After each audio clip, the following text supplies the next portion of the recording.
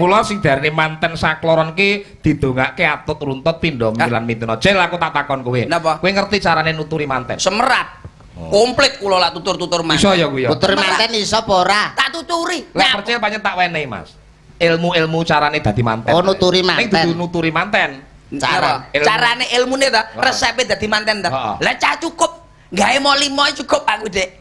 Lah wi larangane negara, larangane agama dicekel Pak Sipul malah. Polisi ora enek sipul ya ora enek kok. Polisi lho. Ora. 5M ki teges. Main madat. Oh, jangkrik lak wamu, aku wis beda Dik, lah manten 5M iki mlumah murep mancep mlebu metu. Alah dalah iki lho bocah. Iki lho. Iki lho aku sing gak seneng pas nggon iki lho. Jatuh harga diriku sebagai dagelan pondok jatuh gara-gara iki. Pondok bersalin lho awakmu yan. Koe rumangsaku. Lha iki lho Dik, manten lanang nuwun sewu Mas.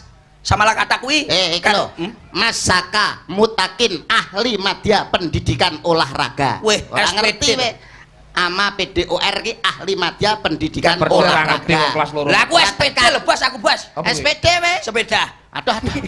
Sekolah pendidikan lho Dik. Oh Mbak Endah kalih Mas Saka. Mbak Endah Winarsih SPDI Sarjana Pendidikan Islam. Iya, wah, mendino kudungan mesti kuwi. Karo Mas Saka Mutakin iki. Iya wae dhewe kudune nglakoni mo 5 cukup Mas sampean Mas. Mlumah murep mancep mlebu metu. Kok iso ngono ki lho. Mlumah ki khususe manten wedok lah dalah iki lho mesti lho. Iki lho gelo aku ngene iki sedih aku. Dengkulmu tenan lho. Sebagai isin aku ki lho isin. Isin nyapo? Lah ngantek manten mlumahe pemurut masuk gak oleh. Kowe iki ora usah isin lah isin sirahmu dibuntel kresek Indomaret dadi wis ra isin awakmu. Dadi manten wedok kudu mlumah ki tegese mlumah ki iki lho Dik, tangane kudune siap mlumah. Kok iso mlumah? Lah njaluk kayane sing lanang, mosok murep ngene. Lah bojomu kan nek njaluk murep kiting goblok kae. Amin. Iki lho njaluk kayane sing lanang iki tangane mlumah. Lah sing loro lak wis weruh, sing wedok mlumah. Terus Masako ki ndang mlaku tunuk-tunuk ndang murep. Iki lho. Masa murep aja porno lho. Lho mboten. Aja porno lho di hadapan abahamu rawuh lho iki para kiai-kiai ulama-ulama nglumpuk lho. Wah, weh engko enek pengajian telek nek daerah lak Dik. Dadi umpamane kene iki di rumahne. Lah sing lanang kudune murep. Iki ngrungkepi rumah tangga, kayane ya dikene. Iki lho Dik. Duit ora tak pangan dhewe tak kene awakmu. Yo eneke mung sakmene. Lah terus sing wedok kok sakmene ta Mas? Nyapo kok iso teko ngono kuwi. Ora usah ngomong ngono. Matur nuwun alhamdulillah. Lah wis mlumah murep mancep. Lah dalah iki. Ayo to. Dincepne lah perlu diongkek-ongkek aja nganti cepot, Dik. Karena cinta beda dengan kasih sayang. Kasih sayang. Kalau kasih sayang itu tidak mungkin bisa pudar, tapi kalau cinta masih bisa pudar. Apakah artinya cinta? CINTA cuman indah namun tetap abadi. Asik. Hidup tanpa cinta bagaikan sayur tanpa garam, Dek Yuto. Cinta tanpa pernikahan bagaikan rembulan tanpa bintang, Dek. Cinta tanpa ciuman bagaikan numpak becak gak katon isis, Dek. Kuwi kok lak gak tenan, Dek. Nah gane ngonoane saka wecut terus aku. Lah wis mlumah murep mancep mlebu, Mas. Mlebu, Dek. Mlebu manten lanang karo manten wedok, ayo to ndang dilebokne. Lho, sik mlebu piye to? Mlebu nang ndi? Nglebokne maksudnya dilebokne pikiran sing positif, aja nganti nglebokne pikiran sing negatif. Contone, umpamane manten wedok ning omah, manten lanang metu ngono. Iki metu ki nyambut gawe, aja pikirane sing neko-neko. Sok-sok ngono kuwi. Dadi nglebokne pikiran sing positif. Aja nganti nglebokne sing negatif. Lah, positif ketemu negatif, akhire dadi setrum, Dek Yudo. Ngono lho. Dadi positif kali negatif. Lah men bar dilebokne terus metu. Metu kabeh apa saiki? Ya bareng biasa tak tapuk lambemu tenan tak tapuk tenan kuwi. Maksude metu ki metu nalare. Lah iso aja melok maratuwa terus, lah iso urip mandiri, Dik. Mandiri kudu iso ngulir budi. Lah angger budi teko diulir ndase. Bongko. Lah kuwi lho. Percaya alif itu Allah, lip itu tangga. Lah edan tenan. Tegese wae dhewe lak madhep marang Gusti Allah kudu lurus. Padha karo tangga ke atas hablul minallah, ke bawah hablul minannas. Dan perceletan rupane kaya diesel ngene kok ya iso. Jangkrik alif bak itu adalah wadah, Dek. Iya betul. Agama itu juga wadah, Dek Yudo. Awake dhewe lak ngerti wadah, kudu roh apa jerone wadah awake dhewe. Apa sing kudu dilakoni, apa sing kudu ditinggalke. Sarekat hakikat makrifat. Masuk dek itu. Percil ngene. Percil tak Kok nek wis ngomong keras ki rada kelebon apa. Reban. Ketoke arek ninggal Weling diangkulmu bongko. Ali Pak tak. Saya kira tak akan sulit kamu memperdalami agama Islam kalau kamu yakin dan sukar dengan agamamu itu konco-konco. Iya lah mau ngotot teh kok. Alah tak ototne tenan ya ide melok kene lah. Ali Pak tak sak durunge awak mikir sakmu kuwi pikiran sae wong liya. Tegese wong urip ning alam donya kudu sedekah. Wong sedekah ora lokak malah kebak, ora wutah malah wutuh, ora roboh saya bakoh. Dadi sing apik engko bengi iki engko kok Pak Oyek tak kurangi 1 juta nggih sedekah le apik. Lah lha apik we. Apik termasuk apik meringankan beban penderitaan fakir miskin dan anak-anak terlantar kuwi sedekah. Liyane bengi iki maksudnya ngono.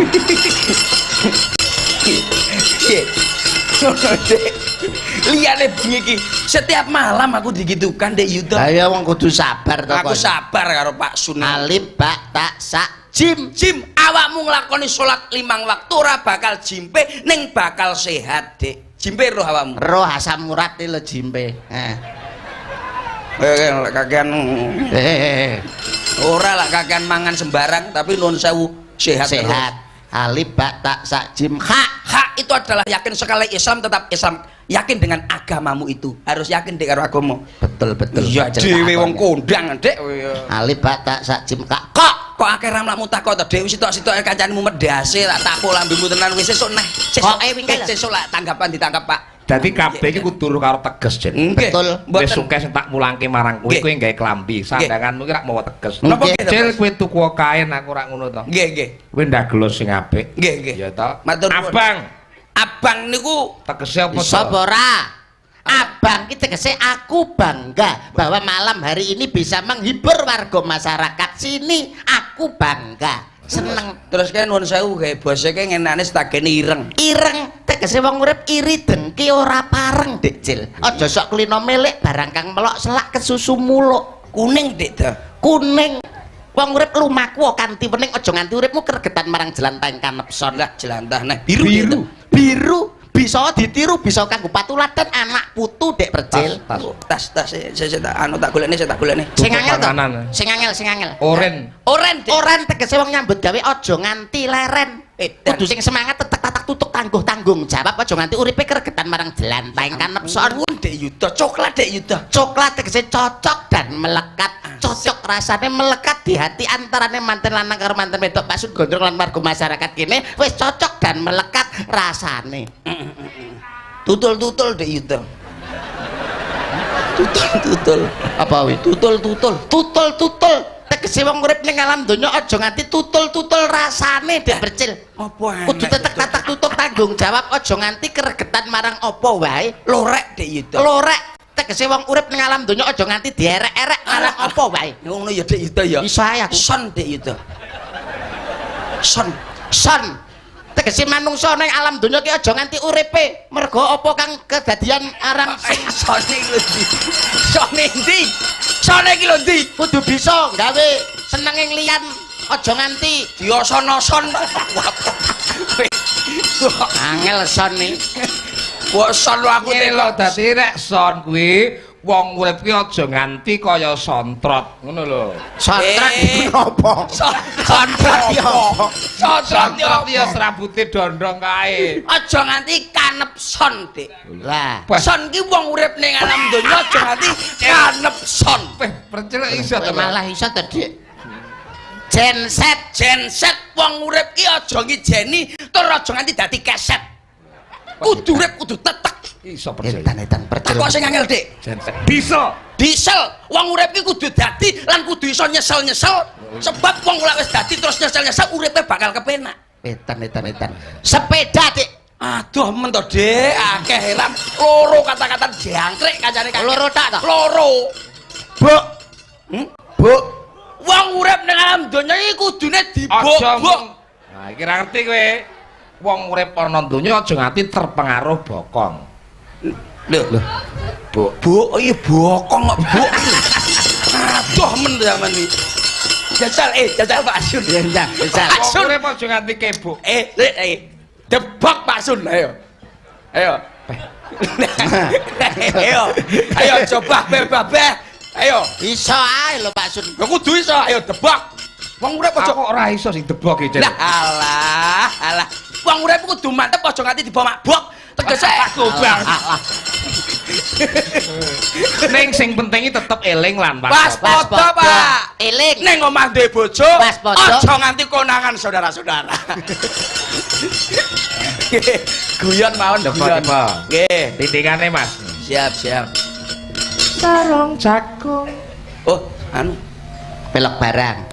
Sarung jagung apoteka bacot tresno rewangi korban jiwa raga mlaku ado tangger sula watone sesandingan agawe sesam rasaku nadyan munggah gunung ora lega watone tansah sumanding mung tansah eling sarung jagung rasane kebacut tresno yen tan weruh sedina kaya setahun sarung jagung abot rasa ing ning cici ciro alah jira-jiro kuwi jenenge ngene iki anu budaya ki ngono budaya nggih kita ngertos ngoten-ngoten niku sakniki